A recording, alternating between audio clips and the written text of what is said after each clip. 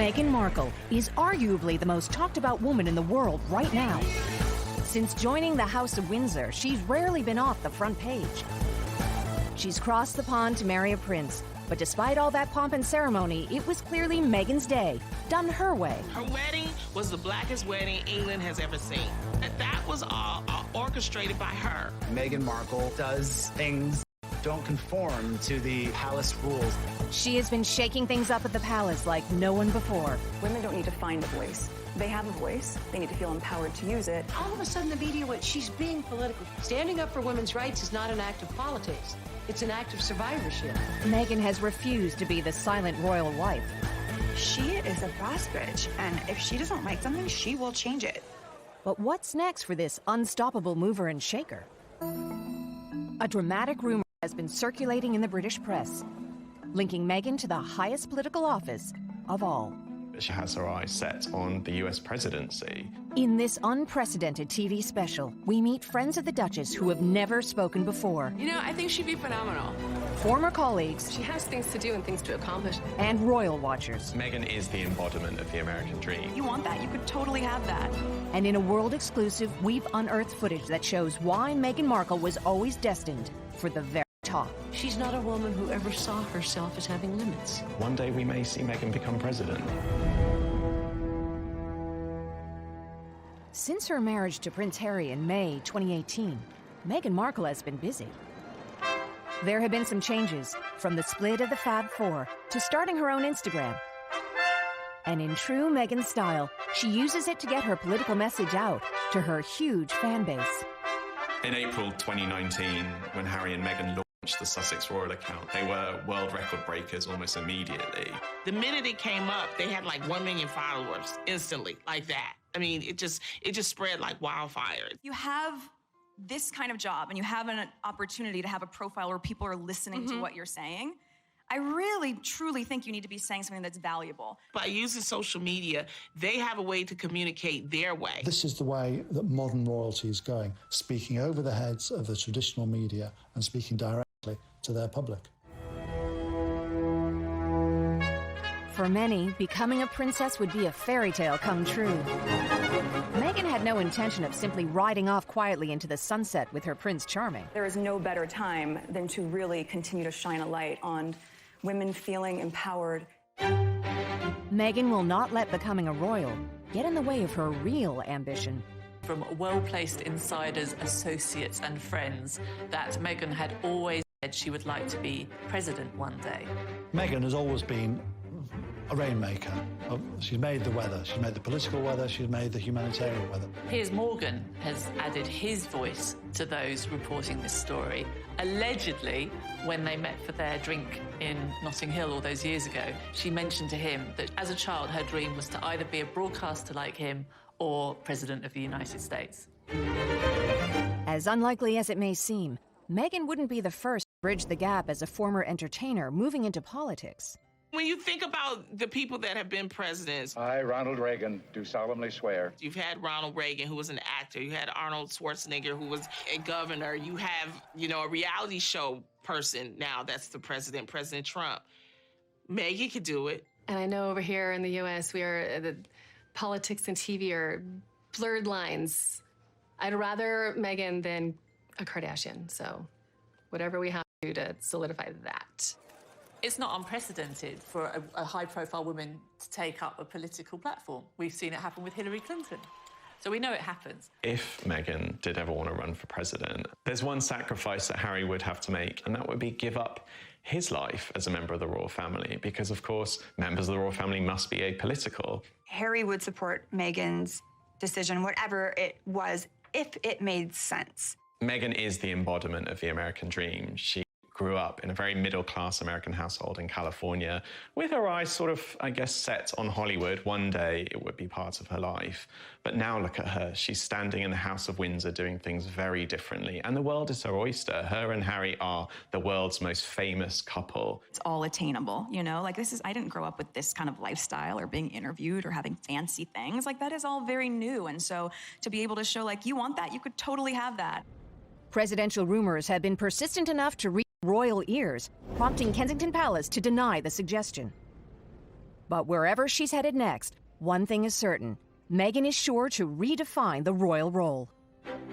Since becoming a duchess, she has been quietly putting together a team of female political heavyweights to support and guide her as she makes her next moves on the world stage.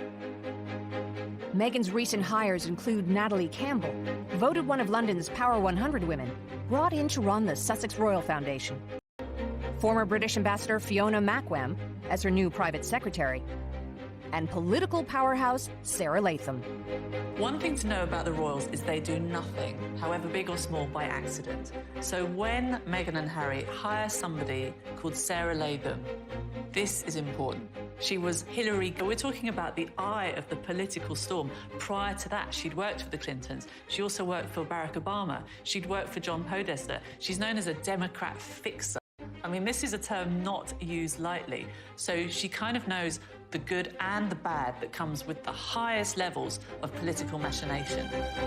Meghan has also cultivated a friendship group of highly influential, politically active women. So she definitely has been working power moves. And if you look at her circle of friends, that's where her power moves come in. She's been transparent about it. She even wrote on her blog many years ago about her ability to cultivate friendships that inspire. Meghan's friends include, obviously, Oprah, George Clooney's wife, Amal, who, by the way, is also a very powerful one. Serena Williams, Michelle Obama. You could look at that and say, oh, well, the commonality there is women of color. No, the commonality there is strong. She is surrounding herself with strong women. And the only people who do that are strong women. The friends she has are working very hard on behalf of equal rights and feminism and women's rights and childhood education and many, many other causes that are very near and dear to her heart. Meghan started to develop her political voice at an astonishingly young age. Now in a television first, former teacher Elise Fay remembers. So this is the Little Red Schoolhouse, also known as the Hollywood Schoolhouse, where Meghan spent her time from ages 2 to 13. Let's go inside. School was important to her, learning was important, and she had a voice. And in 1991, that voice was heard. We have recently unearthed footage of Meghan's very first political protest, aged just 10. Anti-war protests in this country are growing. Thousands of demonstrators gathered outside the White House last night protesting the moves toward possible war. What happened was her friend was upset. One of her fellow pupils, a little boy, burst into tears because his elder brother was due to go to the Gulf, due to fight against Iraq, and his brother thought that he was going to die. In order to support him, she held a protest, a Gulf War protest here at the school. Meghan carried a sign that said, peace and harmony for all the world, and that could be a motto that she could use today. Younger children who may not fully understand what is at stake marched and sang nonetheless, saying, war hurts everyone. And as this extraordinary footage shows, even a 10-year-old Meghan found herself front and center at the protest. She was 10. She was 10 when she protested the Gulf War. I would say that she had a strong sense of self already. She was one of those children that would stand up for the underdog. She would stand up for what she believed in, and much less stand up for other people. Meghan's desire to change the world stayed with her throughout her student days, where she was inspired by other strong political women. Meghan has such interesting role models, people who believed in equity, believed in speaking up, who believed that women could be powerful and change the world. If you look at her high school yearbook, you'll see that she has the quote from Eleanor Roosevelt, women are like tea bags. You don't know how strong they are until they're in hot water. I think the fact that Meghan studied both theater and politics says a lot about her because she is passionate about both of them. She was both enjoying the acting at school, and then she wanted to develop that at college, but she was also had that activist side, the political side, and she even went down to Buenos Aires to work in the American embassy there. She then actually was so enthused by the work in the State Department that she applied for a job, took the exam, and sadly she failed it. That propelled her more down the route of theatre. If Meghan had made different choices, we could be talking about Congresswoman Meghan Markle now. Fast forward to 2019, and her political ambitions are still strong. But these days, royal protocol prevents her from on politics, so she has to find other, subtler ways. Most recently, when the president visited the UK, and we learned that Meghan had a long-standing history with him, dating right back to her days as a briefcase girl on Deal or No Deal.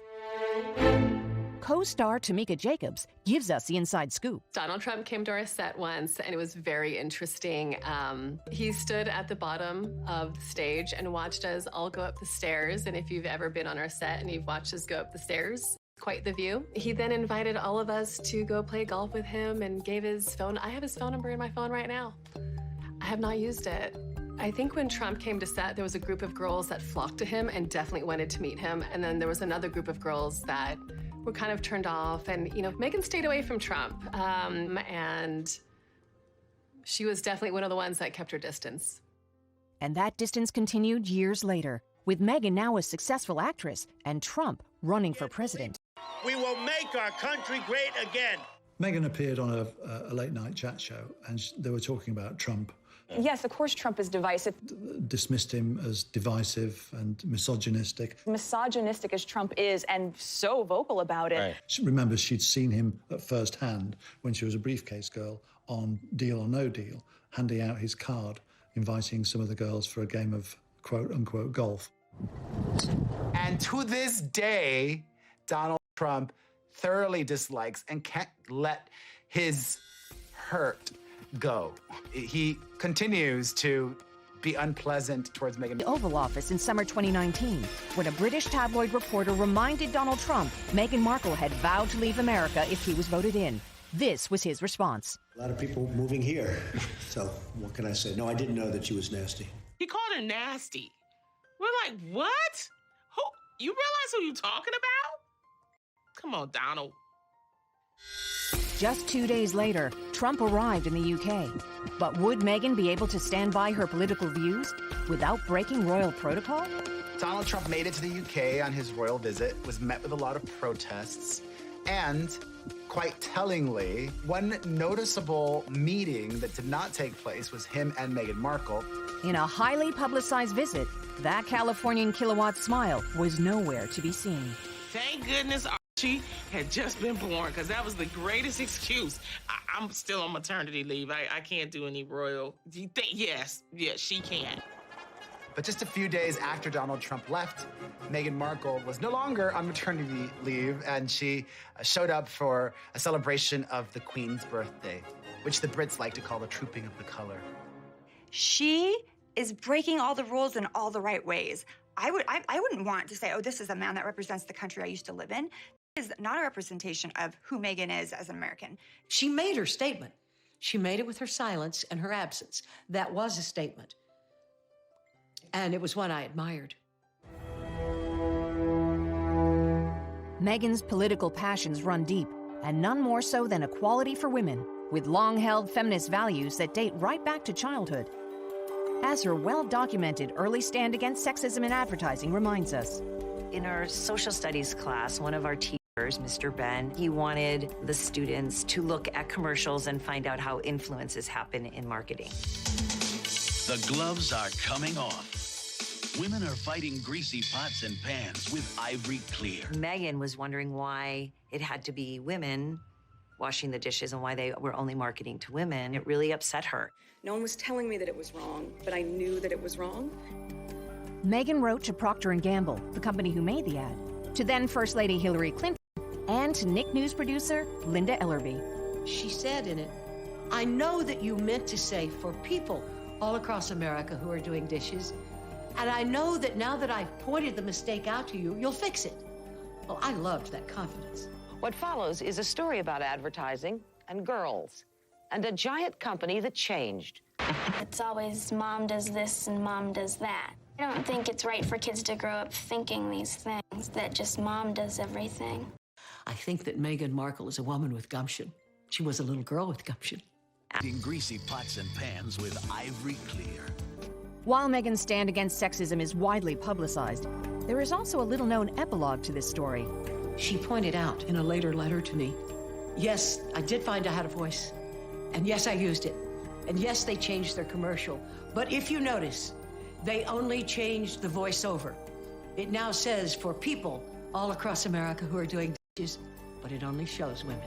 The lesson from that she said to me was she'd learned she could change her world, but that it wasn't going to be easy. Putting pen to paper, it really set up the trajectory for me to say, if things are wrong and there is a lack of justice and there's an inequality, then someone needs to say something. And why not me? And saying something was exactly what Meghan did while working on the hit TV show Suits. I think she's been unashamedly political for a long time now. So even when her star was on the rise, she was starting to build this platform for awareness, equality. For example, she's mentioned the time that she realised her character Rachel was wearing a towel in pretty much every scene, and she started to say, enough already. She just felt like it was something she didn't want to do. She didn't want to be sexualized in that way. And so she took control of it and she empowered herself. And it shows that she stands for what she believes in. Once again, feminism was front and center on her agenda after getting engaged to Prince Harry when she spoke at the Royal Foundation Forum in 2018.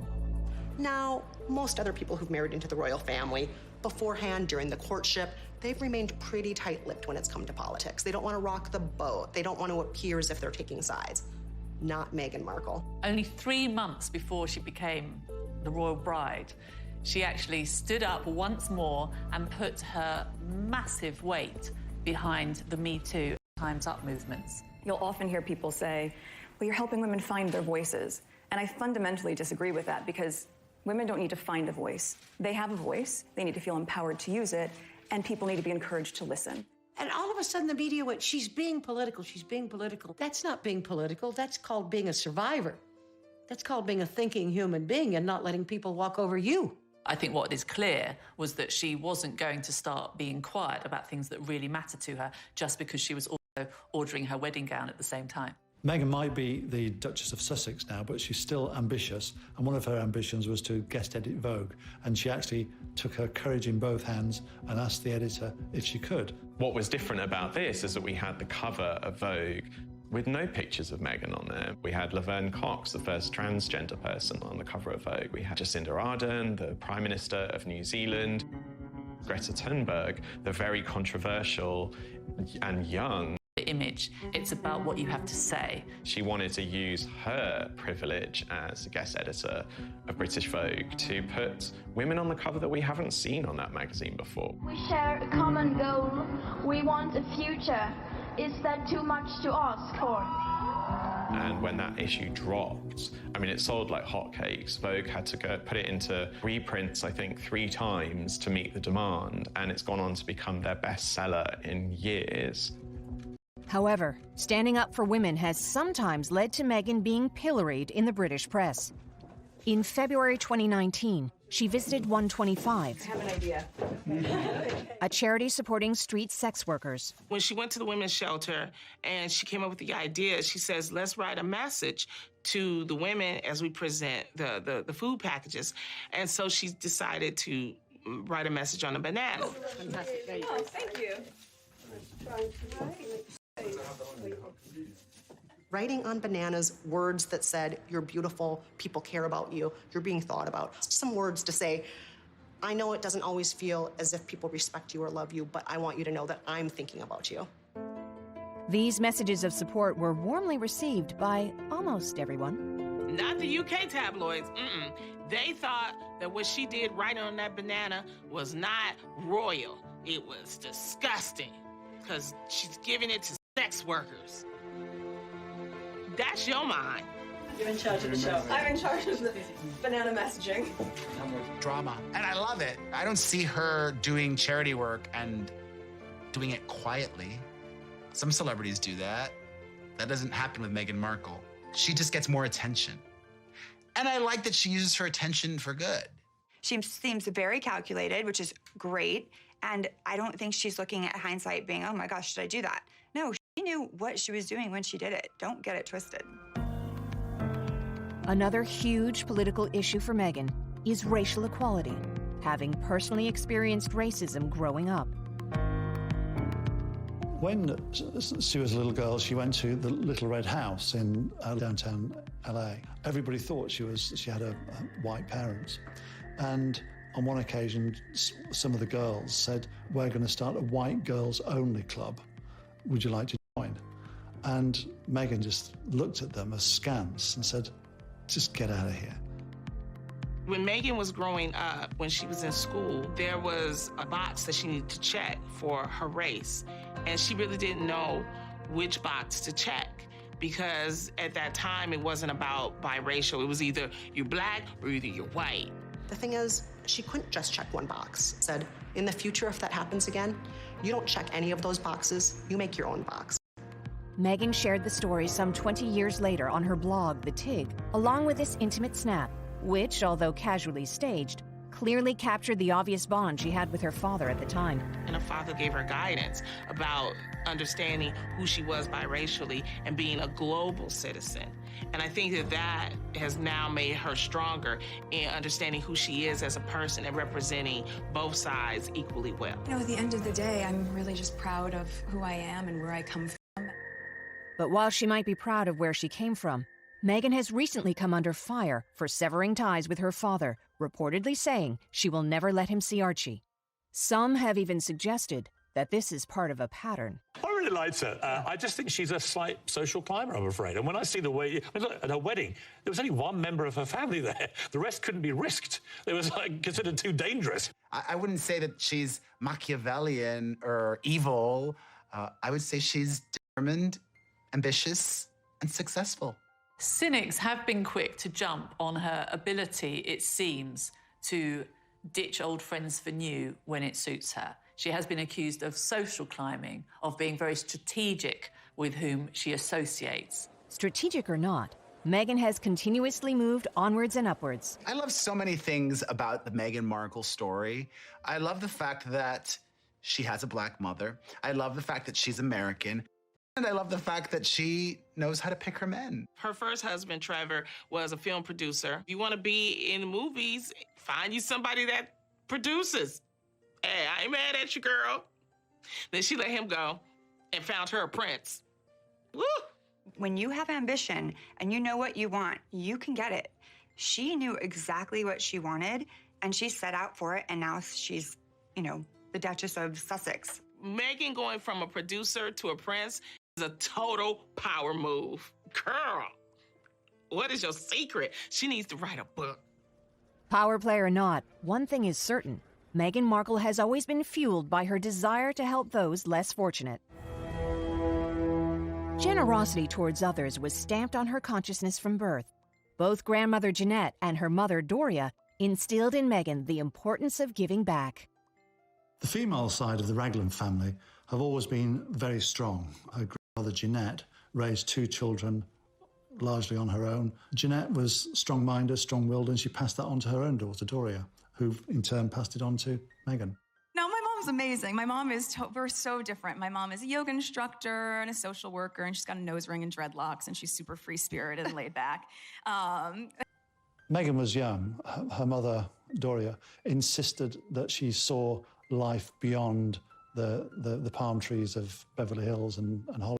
Doria took Meghan to Jamaica as a young child, and they visited not just the luxury resort that they were at, but also they went into the poorer parts of town. Those images really stuck with Meghan. I think having that influence from someone like Doria and even her grandmother Jeanette, those have been women that I think have really made her the woke Duchess that we see today. 20 years on, Meghan paid tribute to her mother's influence on The Tig. In 2016, she wrote, "My mother raised me to be a global citizen with eyes open to sometimes harsh reality." And I think that's a fair summary. And it's interesting that Doria went down a similar path to Princess Diana, who insisted on showing William and Harry life beyond the palace walls. Meghan's parents taught her the importance of having a strong social conscience. Even on the set of Suits, charity was always front of mind for Meghan, and they would get catering in, bring in all kinds of yummy treats, but obviously being a big US TV show, everyone was on diets. And so at the end of every day, all of this stuff was thrown away. Meghan went to one of the executive producers and said, "Is there anything we can do about this?" And the answer was no. For insurance purposes, we can't give this food away. Now, Meghan wasn't happy with this. She got in touch with the catering company. I think about a month passed, and someone on set noticed that the food was being cleared up, packed off, and put in vans to go to homeless shelters. And that was where the nickname MSH for Meghan was born, which stands for Make Shit Happen, and I think that's very apt. In 2016, Meghan took her philanthropic MSH attitude global when she visited Rwanda on a clean water initiative for World Vision. This is the water that she's going through all this work to get. It's keeping her out of school and making her sick as well. So it's time to build some wells and make things a lot better than what we're seeing here. Even before Meghan met Harry, she was doing a lot of humanitarian work. She would do it on breaks from Suits. She famously turned down an invitation to the BAFTAs because she had another plan. She was doing something humanitarian related at the same time. One thing I love about Meghan is she has said, I never want to be a lady who lunches. I want to be a woman who works. And she does. These girls are able to stay in school because they aren't walking hours a day to go and get water. And this clean water source has changed the entire community. So it's really cool to see. And so after Harry and Meghan met, she in fact continued her charitable outreach. She's working with a charity that hopes to decrease stigma around menstruation. This is not like no problem that really she feels very strongly about, that affects women and girls in like a really serious and kind of unglamorous way. Marrying Prince Harry, an equally passionate humanitarian, has allowed Meghan to expand her charitable reach. One of her first official philanthropic acts in the UK took place when tragedy struck in West London. The aftermath of an ongoing disaster. How could a fire spread through Grenfell Towers so quickly and with such devastating consequences? After a catastrophic fire broke out in an apartment block, Meghan was quick to lend her support. Meghan's first major project, before she was actually really married into the family, was that famous multicultural cookbook for the women who survived the Grenfell fire. And while she was working on that cookbook, she was making visits in secret to those women. That's something that Diana used to do. She wasn't trying to get all the fanfare all the time. She really is very reminiscent of Princess Diana, the people's princess. I definitely feel like Diana's looking down and saying, "Go, Markle, you got this." And just like her late mother-in-law, Meghan is using her royal platform to draw attention to humanitarian causes. They both came to the realization that they could use their position to do good in the world. Meghan through her work initially with Suits, and Diana as the Princess of Wales. And you saw that with Diana in 1987, where she shook the hands of an AIDS patient, against, by the way, the opposition of the palace and senior courtiers. And she moved the dial on that debate. I think that's the same for Meghan. She sees her role as the Duchess of Sussex as a way of using that position to change things. But here is a woman who has always wanted to bring about more change than the royal humanitarian role currently allows. All the signs are there that Meghan is seeking a bigger stage, including recent reports about her wanting to move the family overseas to increase her charitable reach. People are saying that Meghan Markle will probably take a global role when it comes to being a force for foundations and charities, sort of like Angelina Jolie, definitely like Princess Diana. Just any opportunity to help people that have less than you will change how you move in the world without question. I think everyone should do it. Meghan's mission to make a difference has followed her wherever she's been. At Northwestern University, she quickly became known for her philanthropy in the community-minded Kappa Kappa Gamma sorority, which counts among its alumnae U.S. senators, ambassadors, and speaking exclusively for the first time on television, friend Liz Kors. So I first met Meghan freshman year. We were the newest members of the Kappa Kappa Gamma chapter at Northwestern. And at our sorority chapter meeting, I stood up and said, "Hey guys, I'm thinking about volunteering with this organization called Glass Slipper Project." It's an organization that was giving prom dresses to girls who know her that well. I mean, I knew her and we had hung out, but that she would sort of volunteer to do something that she knew nothing about except that it was going to be a great thing to help people. She was all in. Founded in 1999, the Chicago-based Glass Slipper Project provides prom dresses and accessories to girls from less privileged backgrounds and counts Oprah Winfrey among its early supporters. Glass Slipper Project was such a good fit for Meg because she has an innate personal style, and then also she's just great with people. She's really good at listening. And even at this early age, Meghan's determination and drive was clear to see. I remember we had all had several girls that we had helped over the course of the day. There was one girl who came through towards the end, and we could not find a dress for her. But Meg wouldn't give up. We started looking in all the size racks. Maybe a dress had been racked wrong. And we found a dress, and the girl put it on, and she cried, and we cried. That was really my first strong memory of Meg, and it seems like she's been helping people ever since.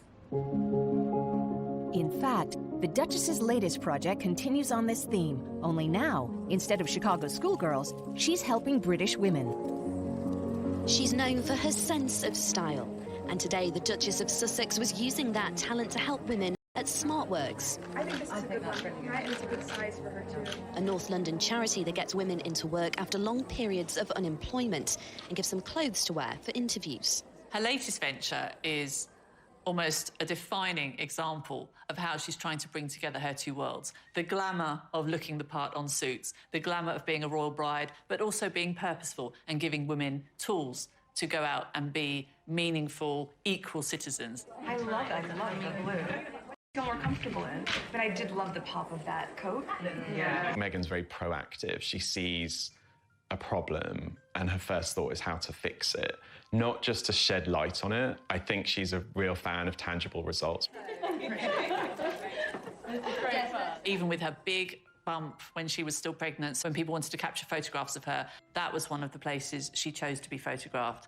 Meghan will be launching a capsule collection of clothes for the SmartWorks organisation in the UK. She's liaised with various department stores in Britain to sell and give away a clothing line that she's been helpful in designing.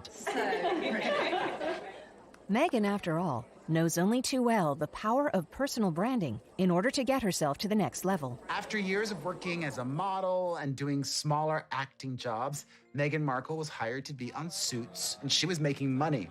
In fact, she was making so much money that she rebranded herself. She held something called a Sayonara Zara party, where she got rid of all Sort of relate to who she wants to be. And she's smart about it. Personal branded image is so important. Meghan has already perfected the art of political dressing. One of the things that a lot of the royals do is called soft diplomacy, and that's when you go to a place and you wear something that is meaningful to the place that you're visiting. For example, when Meghan did a walkabout in Edinburgh, she wore a black watch, tartan Burberry coat. When Meghan was in New Zealand, she wore a Maori necklace. And a lot of that is just a way of saying, I'm visiting you, this trip is important, I've paid attention to things that are meaningful at this place, and I'm going to wear something that reflects that. When she goes on humanitarian efforts, again, she's conscious about the choices that she's making with her clothing, and she also wears brands that are really ethical. Rothy's is one of her favorite brands for shoes, and we know that they're incredibly eco-friendly. So she really makes a huge statement with what she's wearing, but she does it so subtly. What Meghan Markle wears also political, too. Supporting designers from certain countries, gay designers. Fashion can mean so much when you're a royal. But style-conscious Meghan will have to resist her urge to be fashion-forward. As a royal, she's tended towards the edgy. As a politician, that may have to change. The protocol is for all of the female royals to always wear pantyhose when they're outside, and not to wear short skirts. No, no, no. Meghan Markle does that all. She'll go out without pantyhose. She'll wear a skirt above the knee. She'll wear jeans. Meghan definitely pushes the fashion envelope within the royal confines. So it's sort of this unwritten rule book of fashion that she's breaking. She took off her shoes when she went to Australia on the Bondi Beach. Apparently, you're never supposed to take off your shoes. She doesn't wear stockings a lot. Apparently, you're never supposed to go bare-legged. So there's a lot of different places where she's pushing the fashion envelope. She takes risks. And it drives royal watchers crazy. It's funny, too, because fashion, it's a way to represent power. It's a way to represent defiance. Diana did that, and Meghan does that. Princess Diana was one of the world's greatest style icons and the original royal rebel. Princess Diana was a rule breaker. I mean, even though I was so young, I remember, oh my God, she's showing shoulders?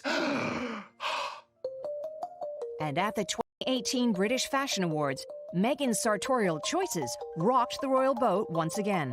Meghan showed up to give an award to Claire Way Keller of Givenchy at the British Fashion Awards, and she wore black nail polish. And certain people got in a tizzy about this and said it was unroyal. I am such a royal watcher that I know how Queen Elizabeth likes her things done. I mean, even the littlest of things, like the color of the nail polish that Kate Middleton wears, ballet slipper. Now, my personal thought is, this is a bunch of hooey. Meghan looked great at that event. The nail polish was totally appropriate. It was a fashion-oriented event. I think Meghan dresses very elegantly, and I'm a fan of black nail polish. Princess Diana's probably looking at Meghan Markle going, she's a rebel like me. She's very outspoken, but she's also trying to learn. This is a whole different journey for her.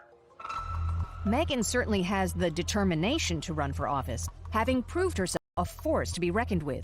And while that might be celebrated in America, she's been attacked by the British press for what they see as her demanding reputation. In the United States, the media, we're actually celebrating her as the Duchess. The UK media, they've been hard on her. I mean, honestly, they actually dubbed her Duchess Difficult. DD, you know, like a rapper. I don't read anything. It's much safer that way. She's royal now, and she's American, and she's biracial. I have a feeling that no matter what she does, it's going to be scrutinized. I think the British, the Brits, the English people give her a hard time because she's an American. And a part of me also, you know, she's rocking the boat, and not everybody likes to have the boat rocked. You know, there have been reports that she can't hold a nanny. She's had like 3 nannies, and then, you know, they say that she gets up at 5 a.m. If there's a list at 5 a.m., this is how she gets things done. No, she has things to do and things to accomplish, and it's on a timeline. It may not be your timeline, but it's a timeline that needs to be worked on and done, and she knows what she's doing. If you're not doing your job and you're not taking this woman seriously as the Duchess, or you're disrespecting her because she is American, goodbye. Sorry, next, thank you next, right? One person who's always stood by her is Prince Harry, who reportedly rebuked palace staff in the build-up to the wedding, telling them what Meghan wants, Meghan gets. Harry likes that she's defiant. I think that's Harry, part of the reason he fell in love with her. The fact that Meghan Markle is a rule breaker in the British royal family is exactly what drew her to Prince Harry, because he's always been a rule breaker as well. Anytime a woman is confident and strong, she gets, you know, pushy, she's a bitch, she's this, she's that. I just feel like she is a boss bitch, and if she doesn't like something, she will change it. If you look back at how she's done her life, hey, if being pushy or whatever else you want to call it, it's been working for her. Meghan has entered the most historic of British establishments, where royal protocol applies to every aspect of life. But this Duchess seems to be throwing out the rule book, regardless of hundreds of years of tradition. From keeping Archie's christening private, to hugging Beyoncé. Oh my gosh, she broke protocol. Hug Beyonce.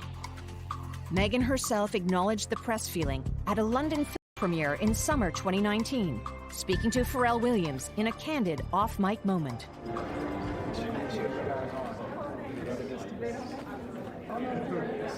It isn't easy. They don't make it easy. I mean, honestly, I think there's a lot of people that just aren't accepting of her because that she is American, because she is biracial, because she's been divorced. I think, you know, people give her a really hard time and they call her a rebel or they call her pushy, but in reality, she's a regular woman and wants to do well in life and is driven and has a mission. Rebel it up. I would think that the backlash has probably come as a bit of a shock. When you become a public figure in Britain, you built up, then you knock down.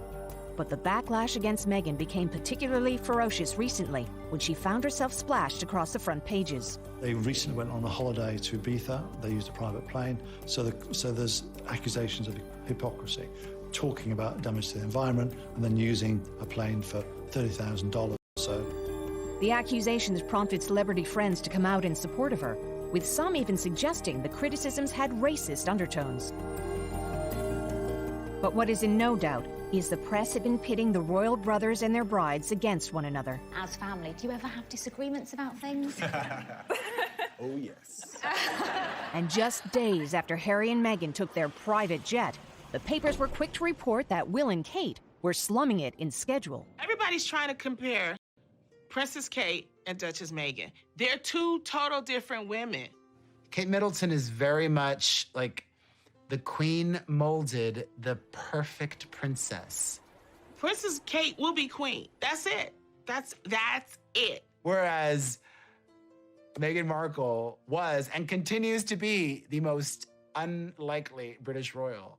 I think the real problem here is that she's Duchess different. She's doing things in a way that we haven't seen a member of the royal family do before. People all over the world are interested in the British royals. With Meghan Markle, she's just going to have to rise above it.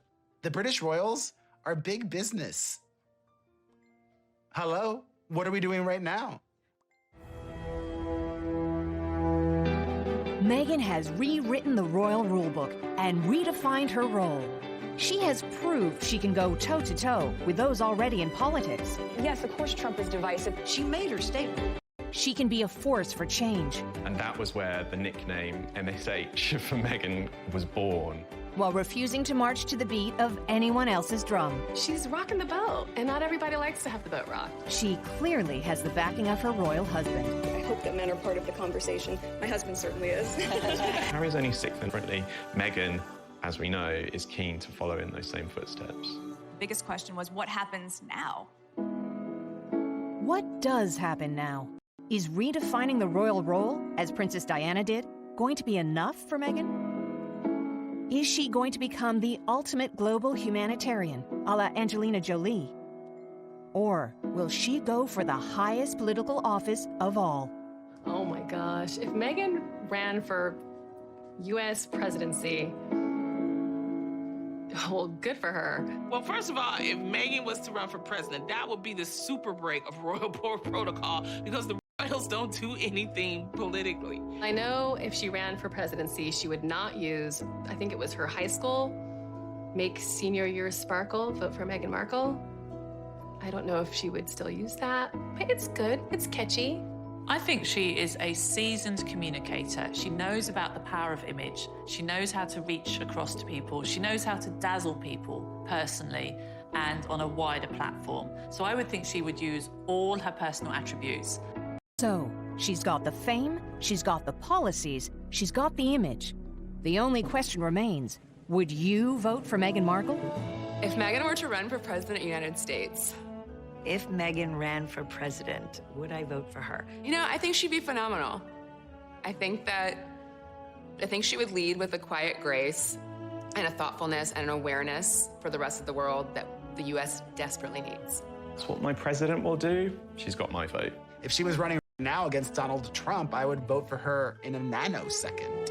I don't believe it's beyond the realms of possibility that she can run for president. She would be a wonderful candidate. She would know how to handle people. She would know how to handle global leaders. I think she would know how to empower women and also include men. She would have the qualifications to run for president. She'd be great. Yeah, I mean, I live part of the year in America, and I would vote for Meghan. No one ever thought that Meghan Markle would be a princess, and now she's the Duchess of Sussex. So maybe she will be the president. If she sets her mind to it, she will do it. I could see her doing it and doing a great job. Let's see, activist, actress, princess, mother. Gosh, what is next? Caster like him or President of the United States. As unlikely as it may seem, Meghan wouldn't be the first to bridge the gap as a former entertainer moving into politics. When you think about the people that have been presidents, I, Ronald Reagan, do solemnly swear. You've had Ronald Reagan, who was an actor. You had Arnold Schwarzenegger, who was a governor. You have, a reality show person now that's the president, President Trump. Meghan could do it. And I know over here in the U.S., the politics and TV are blurred lines. I'd rather Meghan than a Kardashian. So whatever we have to do to solidify that. It's not unprecedented for a high-profile woman to take up a political platform. We've seen it happen with Hillary.